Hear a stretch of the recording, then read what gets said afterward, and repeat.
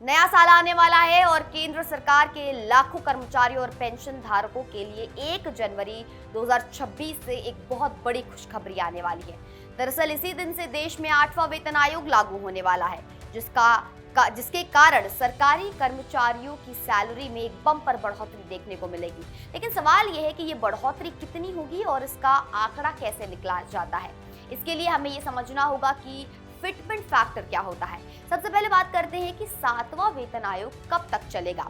जनवरी 2016 में लागू किया गया 7वां वेतन आयोग 31 दिसंबर 2025 को औपचारिक रूप से समाप्त हो जाएगा, यानी 9 साल और 11 महीने तक ये वेतन आयोग लागू रहेगा। इसके बाद 1 जनवरी 2026 से 8वां वेतन आयोग लागू हो जाएगा। इसी साल अक्टूबर में पीएम नरेंद्र मोदी के नेतृत्व में केंद्रीय मंत्रिमंडल ने 8वें वेतन आयोग के लिए टर्म्स ऑफ रेफरेंस को मंजूरी दे दी थी। अब बात करते हैं कि सैलरी में कितनी बढ़ोतरी होगी। इसे लेकर सभी तस्वीर पूरी तरह साफ जो है वो नहीं है, लेकिन जो अनुमान लगाए जा रहे हैं उनके अनुसार सैलरी की गणना में सबसे महत्वपूर्ण भूमिका निभाने वाला फिटमेंट फैक्टर 2.4 और 3.0 के बीच रहने की संभावना है। अगर हम इन आंकड़ों से गणना करें तो एक लेवल 1 के कर्मचारी की सैलरी जो अभी 18,000 रुपए है वो बढ़कर 43,200 रुपए हो जाएगी। ये बढ़ोतरी सभी कर्मचारियों के लिए अलग अलग होगी, लेकिन फिटमेंट फैक्टर सभी के लिए एक जैसा लागू किया जा रहा है।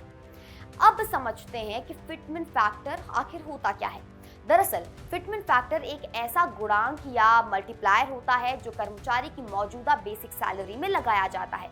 इसके गुणक के जरिए ही कर्मचारी की नई बेसिक सैलरी निकाली जाती है। मान लीजिए अगर कोई कर्मचारी की बेसिक सैलरी 20,000 रुपए है और फिटमेंट फैक्टर 2.4 है, तो नई सैलरी होगी 20,000 को 2.4 से गुणा करने पर 48,000 रुपए।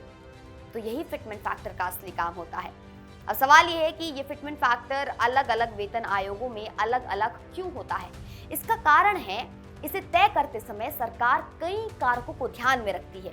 पहला कारक है महंगाई यानी इन्फ्लेशन। जब कीमतें बढ़ती हैं तो कर्मचारी की रहन सहन की जो लागत है वो भी बढ़ती है, इसलिए फिटमेंट फैक्टर भी महंगाई के आधार पर तय किया जाता है। दूसरा कारक है कंज्यूमर प्राइस इंडेक्स। तीसरा है सरकार की फाइनेंशियल कंडीशन यानी बजट की स्थिति। अगर सरकार के पास पैसे अच्छे हैं तो फिटमेंट फैक्टर ज्यादा हो सकता है। चौथा कारक है प्राइवेट सेक्टर की तुलना। सरकार ये भी देखती है कि प्राइवेट कंपनियों में कर्मचारियों को कितनी सैलरी दी जा रही है। अब अगर हम पिछले दोनों वेतन आयोगों को देखें तो समझ आता है कि फिटमेंट फैक्टर कैसे बदलते हैं। छठे वेतन आयोग में फिटमेंट फैक्टर 1.86 था, जबकि 7वें वेतन आयोग में ये बढ़कर 2.57 हो गया, यानी एक दशक में फिटमेंट फैक्टर में 0.71 की बढ़ोतरी हुई। अब अगर 8वें वेतन आयोग में ये 2.4 से 3.0 रहता है तो ये 7वें वेतन आयोग की तुलना में कम या ज्यादा हो सकता है। यहाँ एक और महत्वपूर्ण बात यह है कि नई बेसिक सैलरी का असर सिर्फ सैलरी पर नहीं पड़ता, इसका असर कर्मचारियों को मिलने वाले अलग अलग भत्तों पर भी पड़ता है, जैसे डीए यानी महंगाई भत्ता, एचआरए यानी मकान किराया भत्ता और अन्य सुविधाएं। ये सब चीजें भी बेसिक सैलरी के आधार पर ही तय होती हैं। तो जब बेसिक सैलरी बढ़ती है तो इन सब भत्तों में भी इजाफा होता है।